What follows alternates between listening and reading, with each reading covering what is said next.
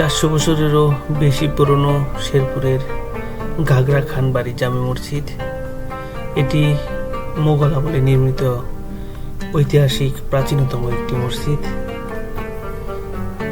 মসজিদটির সম্মুখভাগে অর্থাৎ দরজার সামনে কোষ্ঠী পাথরের মসজিদটির নির্মাণকাল উল্লেখ করা রয়েছে। এটি হিজরি 1028 সালে, ইংরেজিতে 1608 সালে এটি নির্মিত হয়।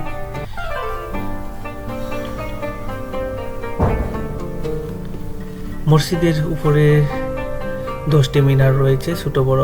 একটি গম্বুজ রয়েছে বিশাল আকৃতির। মসজিদটির ভেতরে এবং বাইরে মিলে শতাধিক লোক নামাজ আদায় করতে পারে। এটি শেরপুর জেলার ঐতিহাসিক পুরাতন একটি মসজিদ।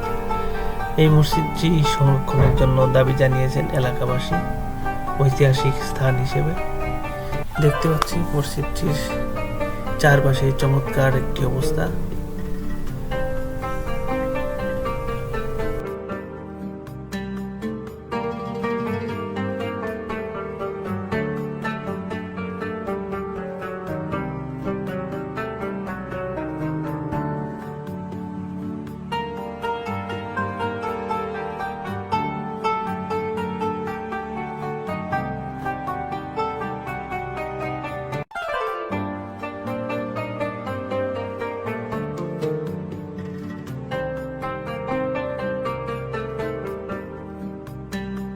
মসজিদটি